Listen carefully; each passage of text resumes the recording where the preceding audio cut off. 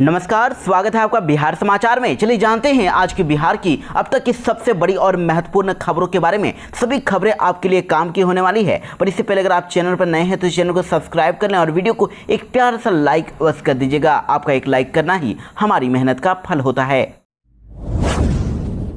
मुख्यमंत्री नीतीश कुमार ने जहानाबाद को 122 करोड़ की दी सौगात। पटना गया डोभी फोरलेन का भी लिया जायजा। जी हां, मुख्यमंत्री नीतीश कुमार ने जहानाबाद जिले को 122 करोड़ रुपए की योजनाओं की सौगात दी और मुख्यमंत्री नीतीश कुमार ने जहानाबाद सदर प्रखंड के कल्पा गांव से रिमोट के माध्यम से विभिन्न विभागों के 57 करोड़ 14 लाख 59 हजार रुपए की योजनाओं का उद्घाटन और 65 करोड़ 62 लाख 4 हजार रुपए की योजनाओं का शिलान्यास किया। और मुख्यमंत्री नीतीश कुमार सड़क मार्ग से पटना से जहानाबाद पहुंचे। वहीं उन्होंने पटना से जहानाबाद जाने के क्रम में सरिताबाद गांव के पास NH 30 और नाथुपुर गांव के पास NH 83 को जोड़ने वाले निर्माणाधीन पटना गया डोभी लिंक पथ का निरीक्षण किया और निर्माण कार्य तेजी से पूर्ण करने का भी निर्देश दिया। इसके बाद मुख्यमंत्री ने पटना गया डोभी NH 83 मार्ग पर अवस्थित जहानाबाद में निर्माणाधीन ROB का भी निरीक्षण किया और निरीक्षण के बाद जहानाबाद के कनौदी गांव के पास NH 83 पर ही आयोजित समीक्षा बैठक में पथ निर्माण विभाग के अपर मुख्य सचिव प्रत्यय अमृत ने पटना गया डोभी पथ के निर्माण कार्य के संबंध में मुख्यमंत्री को विस्तृत जानकारी भी दी। उन्होंने कहा कि तेजी से इस काम को पूरा करने की कार्यवाही की जा रही है और जब ये मार्ग बन जाएगा तो पटना से डोभी की दूरी 2 घंटे में ही तय की जा सकेगी। वहीं समीक्षा के दौरान मुख्यमंत्री ने कहा कि पटना गया डोभी मार्ग के बचे हुए कार्य को 2 महीने के अंदर ही पूरा करें। बिहार में युवाओं के लिए बड़ी खबर है। अब BPSC 17वीं कंबाइंड परीक्षा का नोटिफिकेशन जारी हो गया है और लगभग 2000 पदों के लिए भर्ती निकली है। जी हां, BPSC 17वीं कंबाइंड परीक्षा का नोटिफिकेशन जारी कर दिया गया और आयोग ने 1957 पदों पर भर्ती निकाली है। बिहार लोक सेवा आयोग के इतिहास में संयुक्त सिविल सेवा में यह सबसे बड़ी वैकेंसी है। वहीं आयोग की ओर से जारी नोटिफिकेशन के अनुसार अभ्यर्थी 28 सितंबर से ऑनलाइन आवेदन कर सकेंगे और 18 अक्टूबर तक ऑनलाइन आवेदन करने की लास्ट डेट है। वहीं परीक्षा 17 नवंबर से आयोजित की जाएगी। तो देखिए, लेवल 9 में किन किन पदों के लिए भर्ती निकली है। अनुमंडल पदाधिकारी यानी वरीय उप समाहर्ता के लिए 200 पद, पुलिस उपाधीक्षक बिहार पुलिस सेवा के लिए 136, राज्य कर आयुक्त यानी बिहार वित्त सेवा में 168 और विभिन्न विभाग में 174 पदों के लिए भर्तियां निकाली गई। वहीं इधर लेवल 7 में ग्रामीण विकास पदाधिकारी के लिए 393 पद, राजस्व अधिकारी के लिए 287, आपूर्ति निरीक्षक के लिए 233, प्रमंडल अनुसूचित जाति एवं जनजाति कल्याण पदाधिकारी के लिए 125 और विभिन्न विभाग में 213 पदों के लिए भर्तियां निकाली गई है। और इसी प्रकार लेवल 6 में प्रखंड अल्पसंख्यक कल्याण पदाधिकारी और अल्पसंख्यक कल्याण विभाग के लिए 28 पदों के लिए भर्तियां निकाली गई और संभावना है कि 8 से 10 लाख आवेदन इसके लिए आ सकते हैं। और इससे एग्जाम में नेगेटिव मार्किंग भी होगा। 4 गलत जवाब देने पर 1 सही आंसर का नंबर कट जाएगा। बिहार सरकार ने अब बिहार में मुख्यमंत्री जन आरोग्य योजना का ऐलान कर दिया है और अब 58 लाख राशन कार्डधारी इससे जोड़े जाएंगे। जी हां, आयुष्मान भारत प्रधानमंत्री जन आरोग्य योजना के क्रियान्वयन के 6 साल पूरे हो गए हैं और अब इसके बाद बिहार में मुख्यमंत्री जन आरोग्य योजना का शुभारंभ हो चुका है। इस योजना के तहत अब 58 लाख राशन कार्डधारियों को अब जोड़ा जाएगा। और इस योजना का उद्घाटन करते हुए स्वास्थ्य मंत्री मंगल पांडे ने कहा कि केंद्र सरकार की आयुष्मान योजना के तहत प्रधानमंत्री नरेंद्र मोदी और मुख्यमंत्री नीतीश कुमार की अगुवाई में बिहार में 1624 करोड़ की राशि अब तक गरीब परिवारों की मुफ्त इलाज के लिए दी जा चुकी है और इसमें अब तक 13,22,000 लोगों का इलाज हुआ है। और अभी बिहार में टोटल 1,79 लाख राशन कार्डधारी परिवार इस योजना के तहत लाभ लेने के पात्र हैं। इस योजना के तहत 70 साल या उससे अधिक उम्र वाले लगभग 50 लाख लाभुकों के अब कार्ड बनने की प्रक्रिया भी बहुत ही जल्द शुरू होने वाली है। इनको भी अब इस योजना से जोड़ा जाएगा। बिहार में जमीन सर्वे को लेकर एक और बड़ी राहत की खबर है। जमीन मालिकों की समस्या सुलझाने अब उत्तर प्रदेश से विशेषज्ञ आएंगे। बिहार में 20 अगस्त से ही जमीन के सर्वे का काम चल रहा था, लेकिन 3 महीने के लिए अब नीतीश सरकार ने इस पर रोक लगा दी है। जी हां, सरकार के इस फैसले के बाद अब रैयतों में खुशी की लहर देखी जा रही है, क्योंकि लोग कागजात बनाने के लिए कार्यालय का चक्कर लगा रहे थे और इसे लेकर लोग काफ़ी परेशान थे। लोगों की परेशानी को देखते हुए अब सरकार ने कागजात को दुरुस्त करने के लिए अब उनको समय दे दिया है और जमीन के मालिकों को 3 महीने का समय कागजात बनाने के लिए दिया गया है। अब 3 महीने के बाद ही फिर से बिहार में जमीन सर्वे का काम शुरू किया जाएगा। वैसे फिलहाल उत्तर प्रदेश से विशेषज्ञों को अब बुलाया गया है, जो जमीन मालिकों की समस्या का समाधान करेंगे और खास करके कैथी लिपि से संबंधित जो समस्याएं सामने आई है उसे दूर करने का काम उत्तर प्रदेश से आए विशेषज्ञ ही करेंगे। वहीं इधर जमीन मालिकों को कागजात तैयार करने में आ रही परेशानी को दूर करने का निर्देश तमाम अंचलाधिकारी को भी दे दिया गया है। रैयतों को कागजात जुटाने के लिए 3 महीने की जो मोहलत दी गई है उसमें सीओ जमीन मालिकों की समस्या को दूर करने की कोशिश करेंगे और जमीन मालिकों के कागजात को दुरुस्त करने में भी मदद करेंगे।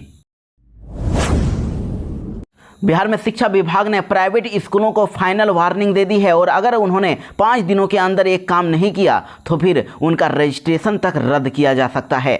जहां बिहार शिक्षा विभाग का नया लेटर सभी निजी स्कूलों, प्राइवेट स्कूलों तक पहुंच गया है। इस लेटर के जरिए सभी स्कूलों को एक खास काम के लिए 28 सितंबर तक का ही समय दिया गया है। मात्र 5 दिन का टाइम दिया गया है। अगर इस अवधि के दौरान निजी स्कूल शिक्षा विभाग के निर्देशों का पालन अगर नहीं करते हैं तो उन पर बड़ा एक्शन हो सकता है और इसके साथ ही उनका रजिस्ट्रेशन भी रद्द किया जा सकता है। दरअसल आपको बता दें कि बिहार में जितने भी स्कूल हैं, चाहे वो प्राइवेट हो या फिर गवर्नमेंट, सभी को अब ई शिक्षा कोष पोर्टल पर छात्र छात्राओं का आधार अपडेट करने की अब आदेश दे दिए गए हैं। लेकिन इसमें प्राइवेट स्कूल काफ़ी शिथिलता बरत रहे हैं, इस ओर ध्यान ही नहीं दे रहे हैं। तो अब शिक्षा विभाग ने अब इस पर कड़ा रुख अपनाया है और सभी निजी स्कूलों को निर्देश दिया गया है कि जिन्होंने बिना आधार के ही बच्चों के नाम पोर्टल पर अपडेट कर दिए हैं वे 1 सप्ताह के अंदर ही आधार के साथ अपडेट कर दें। पोर्टल पर आधार अपडेट करने की अंतिम तिथि 28 सितंबर है। ऐसा नहीं करने वाले निजी विद्यालयों पर कार्रवाई की जाएगी।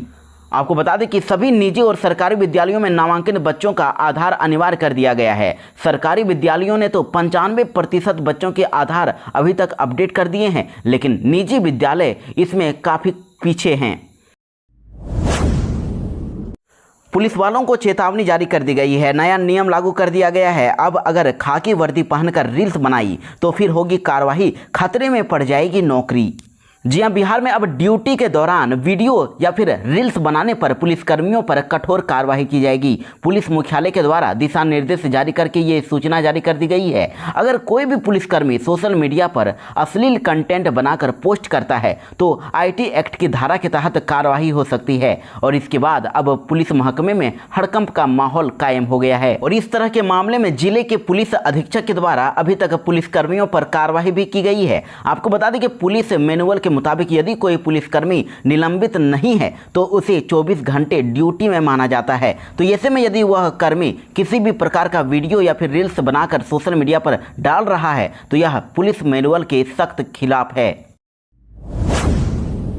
बिहार मौसम विभाग से बड़ी खबर है। आज से मानसून फिर से सक्रिय हो रहा है और आज से कई जिलों में बारिश और गरज तड़क के साथ लोगों को सावधानी बरतने की सलाह दी गई है। जी हां, पटना के साथ ही बिहार में कई जिलों में आज से बारिश का आसार बताए जा रहे हैं। मौसम विभाग के अनुसार दक्षिणी पश्चिमी मानसून की वापसी के लिए परिस्थितियां अनुकूल होने जा रही है और अब पश्चिम मध्य बंगाल की खाड़ी और आसपास के क्षेत्रों में निम्न दबाव का क्षेत्र बनने की संभावना है और जिसके बाद बिहार में कई जगहों पर हल्की बारिश होने वाली है। और 28 सितंबर तक बिहार में मानसून के सक्रिय रहने को लेकर येलो अलर्ट जारी किया गया है। इसमें अलग अलग दिन अलग अलग हिस्सों में अलर्ट जारी किया गया है। बताया जा रहा है कि बिहार में 25 सितंबर को दक्षिण एवं उत्तर पूर्व भाग में और 26 सितंबर को उत्तर पश्चिमी और दक्षिणी भागों में गरज और तड़क के साथ हल्की बारिश होने के आसार हैं। वहीं 27 को प्रदेश के उत्तर पश्चिमी भाग एवं सीतामढ़ी और शिवहर जिले के 1 या 2 स्थानों पर और 28 सितंबर को उत्तर पश्चिम भाग एवं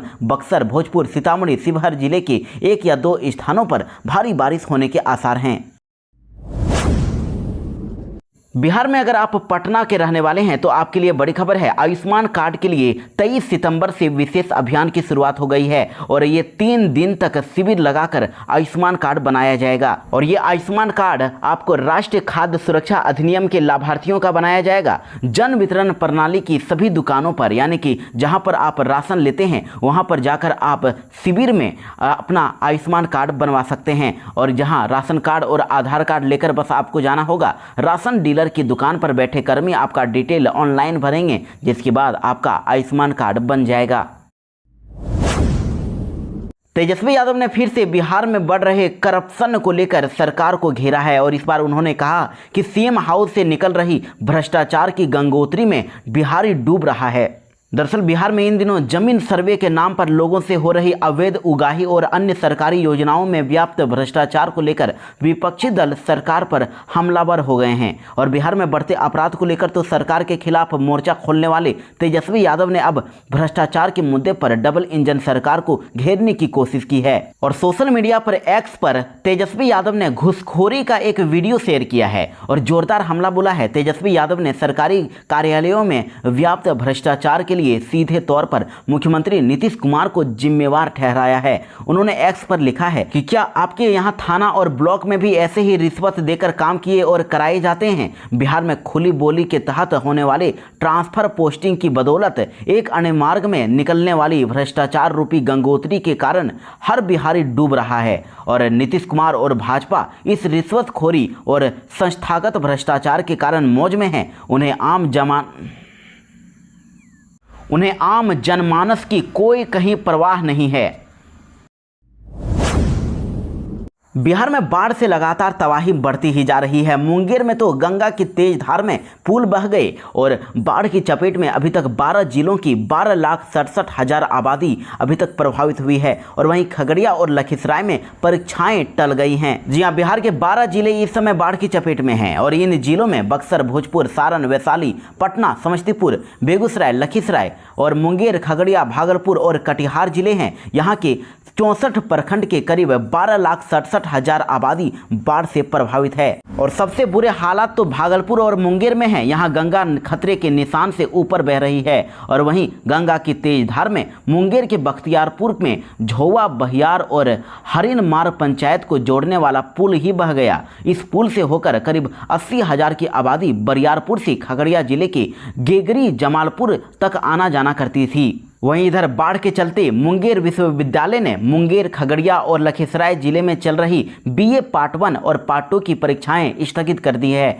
वहीं इधर बिहार में पटना में अब गंगा खतरे के निशान से 1 मीटर ऊपर बह रही है। तो ऐसे में अब बाढ़ के हालात को देखते हुए पटना डीएम डॉक्टर चंद्रशेखर सिंह ने अब जिले के 76 स्कूल को 26 सितंबर तक के लिए बंद करने का निर्देश दे दिया है। बिहार में बिजली विभाग ने अब कंपनी के कर्मचारियों के लिए भी नया फरमान जारी कर दिया है। अब स्मार्ट मीटर उनको भी लगाना होगा, नहीं लगवाया तो फिर मुफ्त में बिजली नहीं मिलेगी। जी हाँ, कंपनी के सभी कर्मचारियों के यहाँ भी अब स्मार्ट मीटर का होना जरूरी है, क्योंकि कंपनी की ओर से बिजली कर्मचारियों को हर महीने एक तय यूनिट तक निःशुल्क में फ्री में बिजली की सुविधा दी जा रही है और इसीलिए अब कंपनी ने ये आदेश जारी कर दिया है। बिहार में शिक्षकों पर से अब सैलरी का संकट अब छट गया है। विश्वविद्यालयों को अब 2 महीने का वेतन जारी होगा। जी हाँ, राज्य के जितने भी विश्वविद्यालय हैं, जितने भी यूनिवर्सिटी हैं, उनको 2 महीने का वेतन और पेंशन सशर्त जारी होगा। शिक्षा विभाग ने इसका प्रस्ताव तैयार कर लिया है और शिक्षा मंत्री के अनुमोदन प्राप्त करके जुलाई और अगस्त महीने की राशि जारी कर दी जाएगी। जून के बाद विश्वविद्यालयों को वेतन और पेंशन की राशि जारी नहीं हुई है। आपको बता दें कि शिक्षा विभाग के द्वारा विश्वविद्यालयों से कई तरह की रिपोर्ट और आंकड़े मांगे गए थे और विश्वविद्यालयों ने 100% रिपोर्ट नहीं भेजा, जिसके कारण विभाग वेतन पेंशन राशि भेजने पर रोक लगाई गई थी। पर अब इस शर्त पर राशि जारी करने का प्रस्ताव तैयार किया गया है कि जल्द ही सभी रिपोर्ट विश्वविद्यालयों द्वारा विभाग को भेज दिए जाएंगे और ऐसे नहीं करने पर विभाग आगे कोई निर्णय लेगा।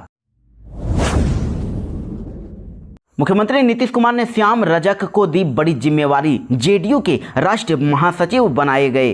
जी हाँ, हाल ही में लालू और तेजस्वी का साथ छोड़कर जेडीयू पार्टी में आए पूर्व विधायक श्याम रजक को अब पार्टी के राष्ट्रीय अध्यक्ष नीतीश कुमार ने बड़ी जिम्मेवारी दे दी है।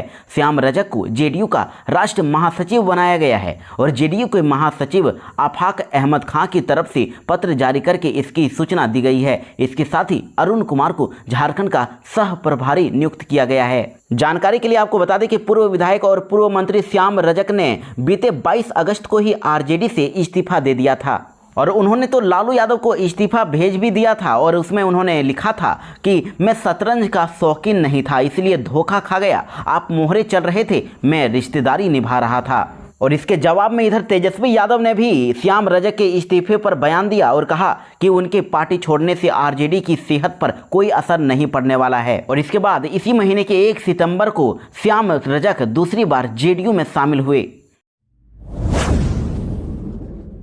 बिहार में सरकारी नौकरी की बहार आने वाली है। बिहार में अब एसडीओ डीएसपी के पदों पर सीधी भर्ती होगी और जल्द ही इसके लिए आवेदन शुरू होंगे। जी हाँ, बिहार में अब SDO, senior deputy collector, DSP के साथ ही कई अन्य अधिकारियों के पद पर जल्द ही बहाली होने जा रही है और इसके लिए बिहार लोक सेवा आयोग यानी बीपीएससी के द्वारा 1-2 दिनों में ही विज्ञापन जारी कर दिया जाएगा और इसमें टोटल 1964 रिक्तियां होगी और इसमें से बीपीएससी को 1929 पदों के लिए 17 विभागों की अधियाचना मिल चुकी है और इन रिक्तियों को बीपीएससी के इतिहास की सबसे बड़ी वैकेंसी बताई जा रही है। बिहार में डॉक्टरों का एक और अजब कारनामा सामने आया है। बिना जांच के ही युवक को मृत बता दिया और अचानक जिंदा हुआ तो हड़कंप मच गया। जी हाँ, बिहार के डॉक्टरों को कारनामा अक्सर मीडिया में सुर्खियों बटोरती रहती है और अब डॉक्टरों का एक नया कारनामा सामने आया है। मुख्यमंत्री नीतीश कुमार के गृह जिला नालंदा से ये बड़ी खबर है, जहां डॉक्टरों की लापरवाही, ये बड़ी लापरवाही सामने आई है। यहां डॉक्टरों ने नशे में धुत युवक को बिना जांच के ही मृत घोषित कर दिया, मरा हुआ बता दिया। लेकिन हड़कंप तो तब मच गया जब पोस्टमार्टम हाउस में पोस्टमार्टम करने के लिए उसे ले जाया गया और तब वहां पर युवक होश में आ गया और खुद बताने लगा कि वो जिंदा है। दरअसल अस्थामा थाना क्षेत्र की जिनराई पर का रहने वाला मिथिलेश बिहार शरीफ अस्पताल में दवा लेने के लिए आया था और वो इतने नशे में था कि अस्पताल के शौचालय में जाते ही बेहोश होकर गिर गया और अस्पताल प्रशासन के द्वारा घटना की जानकारी दिए जाने के बाद मौके पर पहुंची पुलिस ने शौचालय का दरवाजा तोड़कर मिथिलेश को बाहर निकाला और फिर इस दौरान बिना जांच किए ही अस्पताल के डॉक्टरों ने मीडिया में उसके मृत होने की पुष्टि कर दी और उसे पोस्टमार्टम हाउस भेज दिया गया। लेकिन वहां वो जिंदा हो गया और मिथिलेश भी दंग रह गया कि वो पोस्टमार्टम हाउस में आखिर कैसे पहुंच गया है।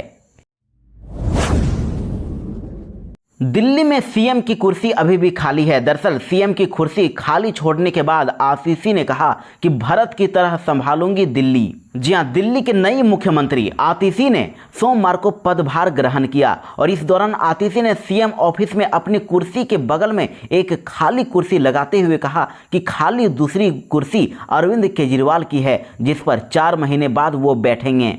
आतिशी ने आगे कहा कि जैसे भगवान राम 14 साल के लिए वनवास गए थे, तब उनके भाई भरत ने राम के खड़ाओं को रखकर अयोध्या का सिंहासन को संभाला था, ठीक उसी तरह मैंने भी एक खाली कुर्सी सीएम ऑफिस में अपनी कुर्सी के ठीक बगल में लगाई है और मैं भी उसी तरह दिल्ली के मुख्यमंत्री की कुर्सी संभालूंगी और 4 महीने बाद दिल्ली की जनता फिर से इस कुर्सी पर अरविंद केजरीवाल को बैठाने का काम करेगी। तब तक ये कुर्सी सीएम ऑफिस में मेरी कुर्सी के ठीक बगल में केजरीवाल का इंतजार करेगी।